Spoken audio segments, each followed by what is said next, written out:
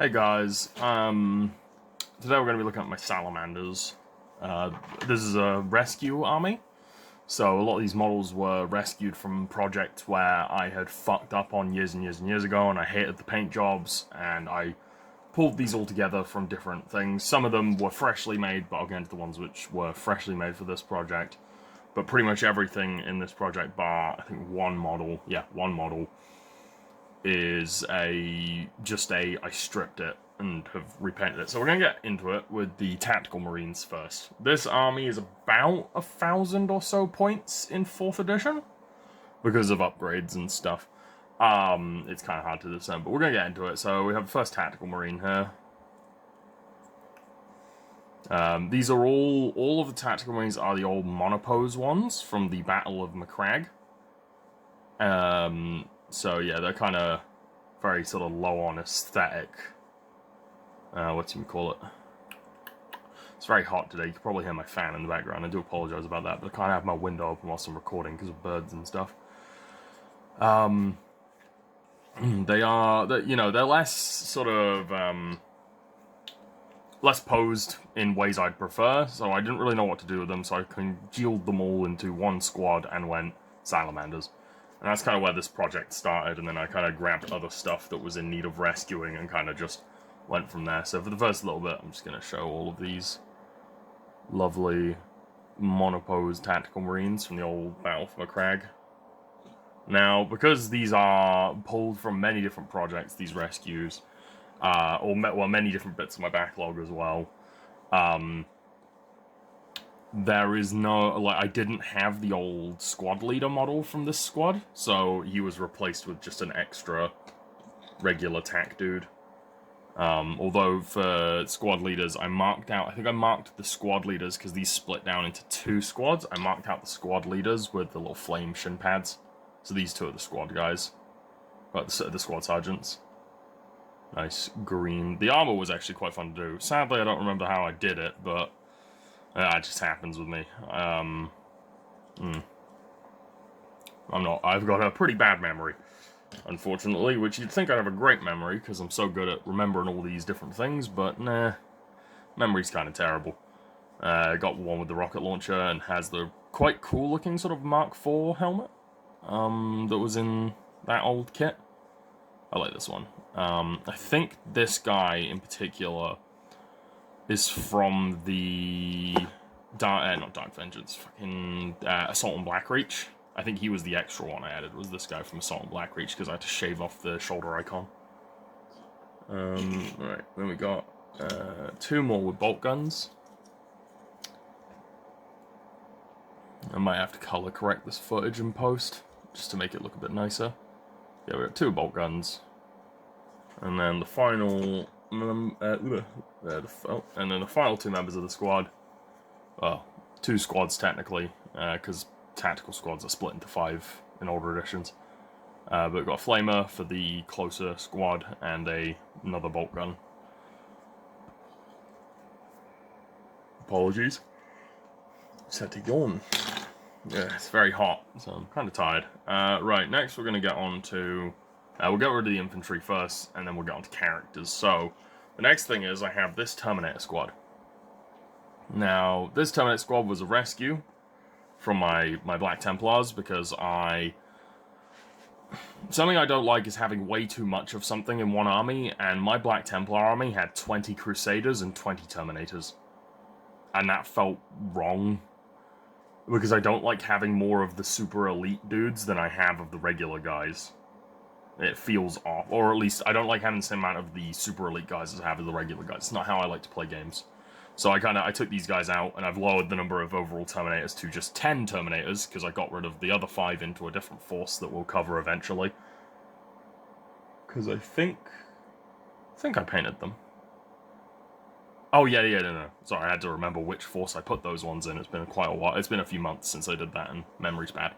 Anyway, so yeah, we got 5 Assault Terminators for my Salamanders, because Assault Terminators really scream back to the sort of the old... this is when I'm going to forget the name of them. The Horus Heresy, like, Assault Terminator unit that has the cool scale shields. I would have probably 3D printed some nice scale shields for them, if this project wasn't basically done on a whim when I did it.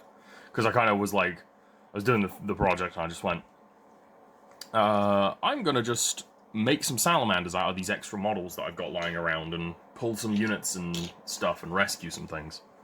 So yeah, this is the squad leader, Nasham. Nasham.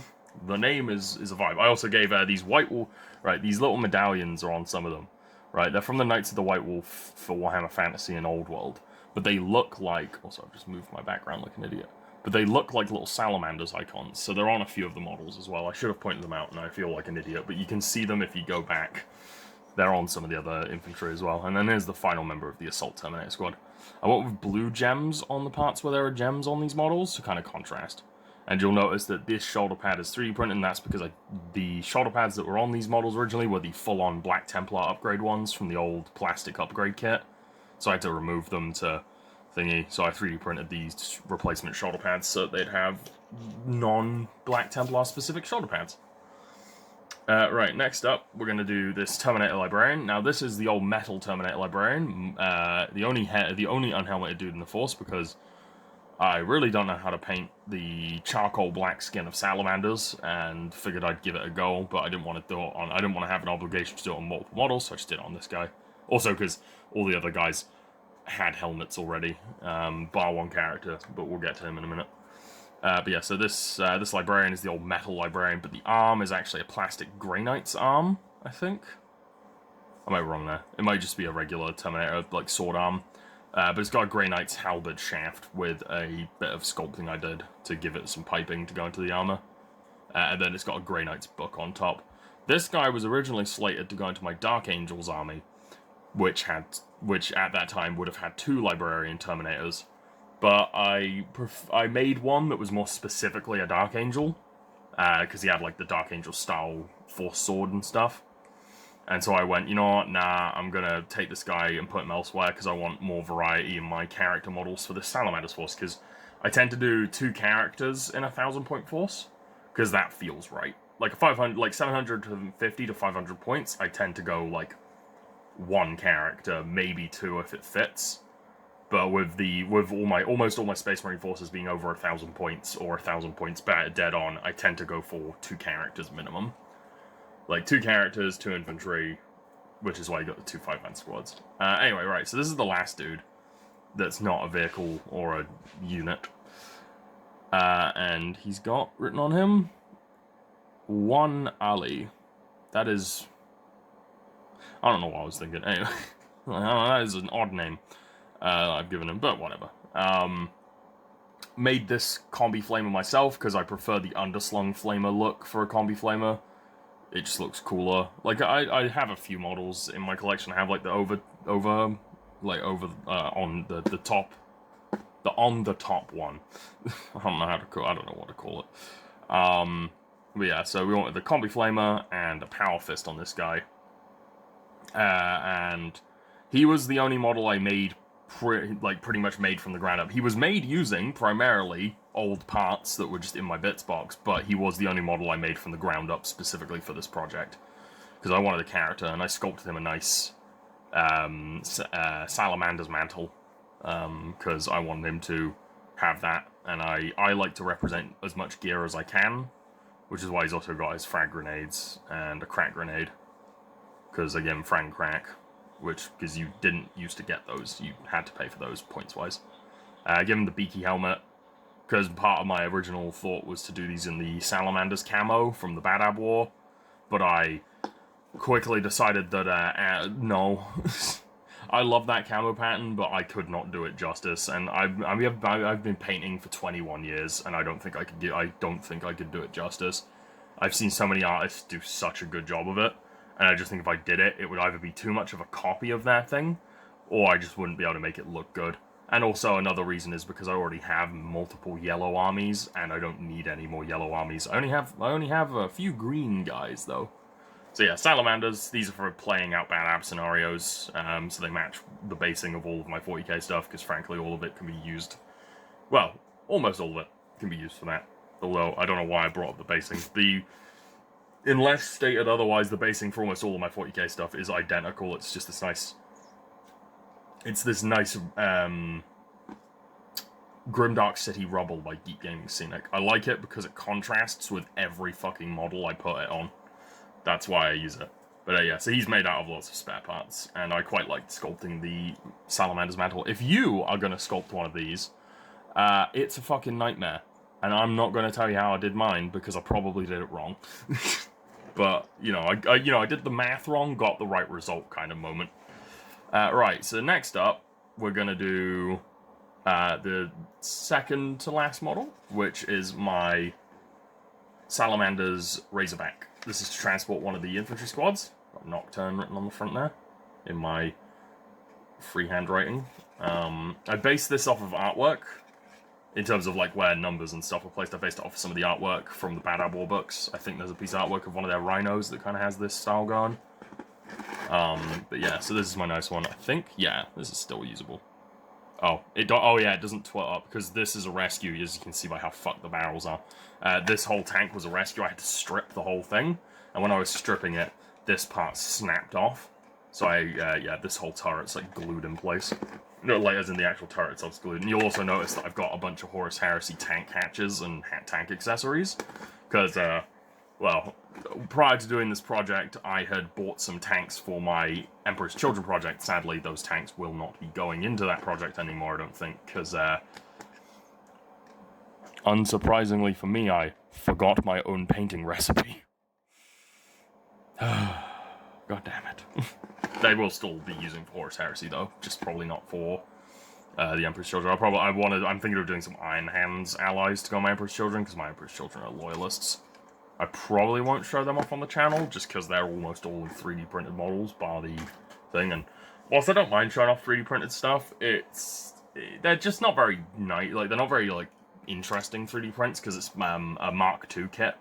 Because I like Mark II Marines, but they're like someone else's Mark II that I downloaded like a decade ago, nearly. Well, that's a lie. It's more like about 5 or 6 years ago I downloaded it. And I've been kind of messing with it, and then I wanted to do an entire Lunar Wolves army in that style armor, and then as time's gone by, I was like, you know, I want to do some Mark II Marines, so I printed out some made in Emperor's Children. Don't know why I'm talking about that in the Salamanders video, but, you know, I ramble a lot. It's part of who I am. Final model is something everyone's going to like, and it's Salamander's Dreadnought. This is the old Blackreach Boxnaut. And, yeah. I wanted to give him a nice big banner, so I did him a big old banner, and it says, it has some of the Salamanders, like, word transfers on it. Try and get that in focus, which I quite like.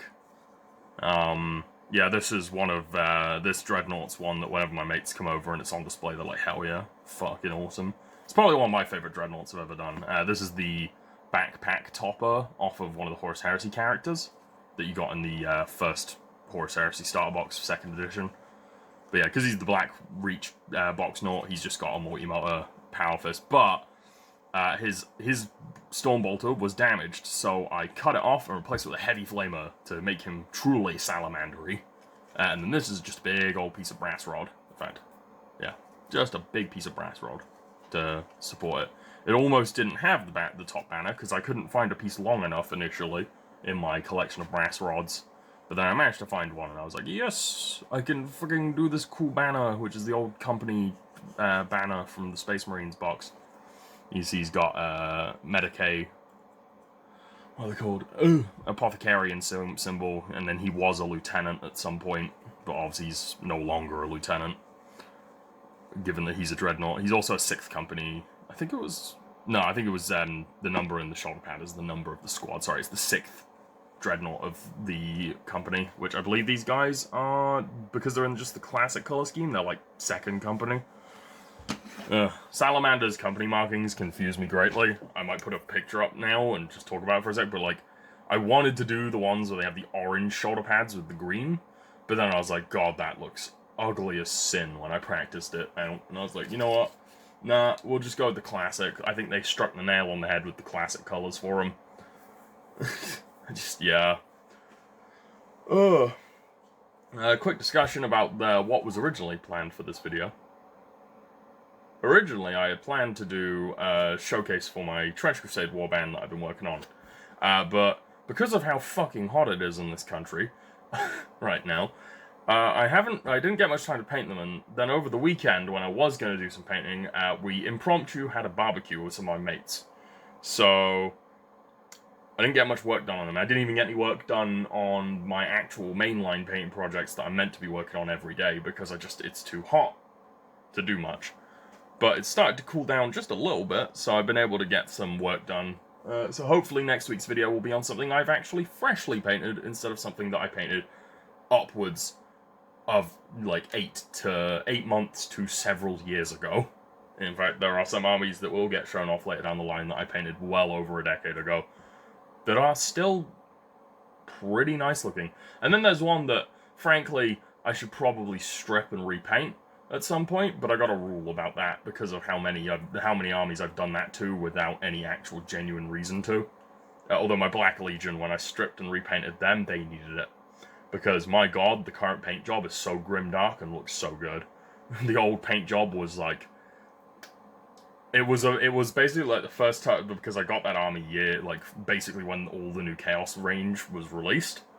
And I had gone, oh yeah, I'm gonna paint it with, like, contrast paints, because I thought, oh, this should be an interesting thing. Because, black armor is always a nightmare.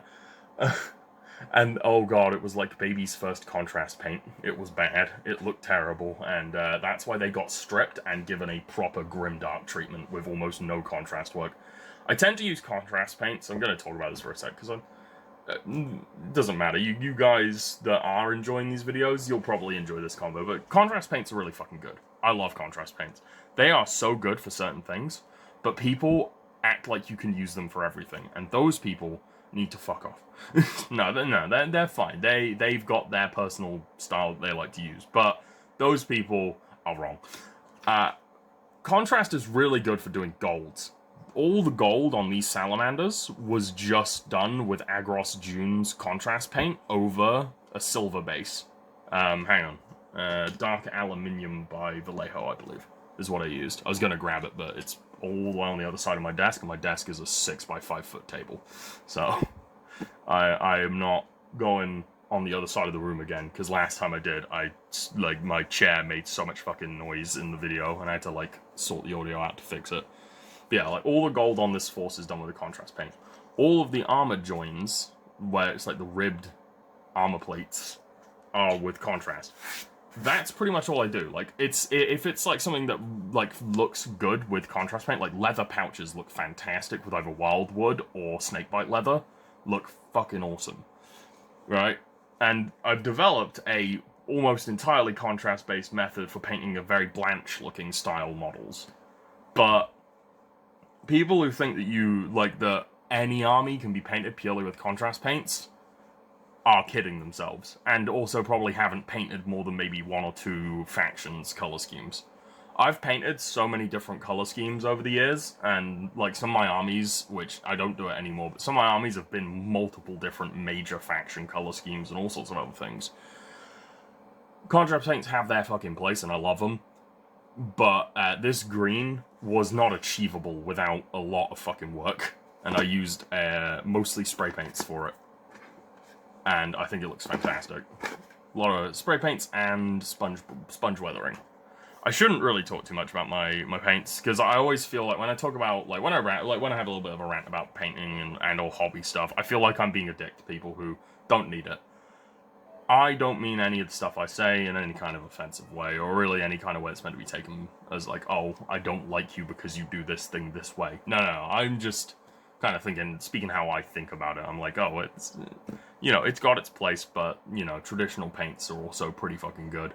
And honestly, it's been so long since Contrast came out that this debate is probably, well, it's not even a debate. Like, this statement probably sounds like I've time-traveled back in time to when they first came out, and everyone was like, oh, it's ruining the hobby, and it's making people bad painters, and god, that was so dumb. Like, what? When that happened, I was maybe 18 or 19? That was so dumb. Like, adult painters being like, oh, people can paint better now? Shut up. Whereas, oh, people who don't have the skill to paint certain colors can just do it with this paint? that's ruining the hobby. It was very dumb. Although the pre-painted terrain thing that GW's doing, that's that's interesting. I personally, I hate painting terrain, but I like having my terrain done by me, because I'm a bit of a weirdo. It's like, I don't like painting it, but it must be made by me. That's why I made the sort of terrain that you always see in my thumbnails. All that terrain is done by me. I made it, like, either from scratch, or I mashed together a shitload of parts I 3D printed. Because something I don't like to do is just 3D print a piece of terrain. I like to 3D print a piece, and then I like to add bits to it, make it my own thing. So, like, I'm doing these trench pieces at the moment. I don't know why I'm talking so much about this, but I'll finish up in a sec. But I'm doing these trench pieces at the moment for Trench Crusade, to kind of match with the theme of my chosen faction, which I won't spoil for the actual video. But there, like, I've added so many little details that just vibe with the overall aesthetic, and make those trench segments that are just very generic trench segments go from being trenches to being a hellish battlefield where it's clear that people are literally being buried in the field, in the no man's land, because there's nowhere else to bury them, kind of stuff. It's cool aesthetic. But my Salamanders, these guys, which they'll probably be the thumbnail image will probably be up for this entire segment, because that's what I like to do, but the Salamanders, they were a very fun short project that I did, like last year, and they're kind of good for a lot of things, because I can ally them with my Black Templars, I can ally them with Sisters of Battle, I can ally them with Steel Legion, because they all fit in that Armageddon sphere. Or if I want to take it over to the Bad Ab War, I can put them with all of the Loyalist chaps I have for that. It's nice to have sort of a lot of options. It's why I chose them, I think, like, subconsciously, was because I knew I'd have options for scenarios, because one thing I tend not to do is use, like, major factions in my games. I tend to go, this is one of the more obscure chapters. So I've got quite a few armies that are just much more obscure Space Marine chapters, because I prefer to use those in narrative games, because it means I'm not going and saying that X chapter's 3rd or 4th company or whatever was here, when in reality, at the point in the lore that I'm talking about, I unknowingly don't know that they are actually supposed to be elsewhere in the universe. So that's something I do. Because a lot of the obscure chapters have no lore, so there's, like, no way I can be like, oh yeah, these guys are here, and then someone comes out of the woodworks like, actually... Anyway, I'm finishing up the video now. I've ranted. I've rambled for a while, and I apologize to anyone that wasn't up for a weird ramble that had a million tangents. But thank you for watching. Like and subscribe. And if you are in the UK right now, please stay hydrated. It's so hot.